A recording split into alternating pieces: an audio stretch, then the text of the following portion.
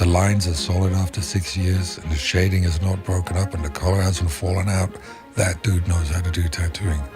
Tattoos have never been more popular. Tattoo shops are popping up in every little town, and the number of shops in large centers can be overwhelming. The first thing to be aware of is that there is 0 certification requirements to be a tattoo artist in Canada. You don't have to go to school or pass any tests. If you want to become a hairstylist, you have to go to college for multiple months, but you don't need any training or any certification to legally consider yourself a tattoo artist. I know, that sounds like crazy pills, but I assure you it's true. Therefore, it's even more critical that you, the tattoo client, do your due diligence in choosing your tattoo artist. Recently, Swiss-based tattoo legend Filip Leu gave an in-depth interview to Andrew Stortz of the Books Closed podcast. Check out the link in the description. In the clip we are looking at today, Filip touches on something that the average customer doesn't spend that much time thinking about, and that is how a tattoo holds up through the healing process and the first few critical years of a tattoo's life. I will often give advice that if a tattoo is done too small or in a certain area, you can expect it not to hold up well to the healing process and aging,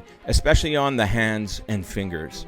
With so many new tattoo artists in the industry, there are so many yet unproven tattoo artists. Unproven artists have taken to teaching others their yet unproven technique, spawning legions of super sketchy, blown out garbage tattoos. In this interview, Filip talks about something told to him by one of the most prolific Japanese tattoo artists of the 20th century, Horiyoshi III. Let's see what Filip has to say about the true test of a tattoo artist. So tattooing is going through a very interesting phase. A lot of basic rules have been forgotten since apprenticeships are not as common. A lot of people are self-taught or learning quickly in these school setups, but you can only judge a tattooer after seeing his work in the skin for 6 years. That's the test of a real artist, tattoo artist. If the lines are solid after 6 years and the shading is not broken up and the color hasn't fallen out, that dude knows how to do tattooing. Before that, it's anybody's guess.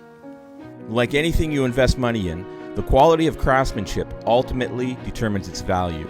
If a tattoo is applied incorrectly or haphazardly, it will begin to weaken and deteriorate far sooner than it should, like anything else. Most newcomers to tattoo collecting have yet to even consider the importance of technical application. They incorrectly assume that a large portion of tattooing is simply tracing, without realizing that like any trade or craft, there are hundreds of tricks and techniques that can only be developed through hands-on experience. And ultimately, there is no other way to know if the tricks and techniques of any particular tattoo artist will hold up if they are relatively new to the industry. And with a flood of new, inexperienced tattooers popping up in every town, potential clients must do their due diligence in researching their artist. And I will use that term loosely. That's all I have for you today. Thanks for watching. And please remember to hit like and subscribe. I'll see you next time.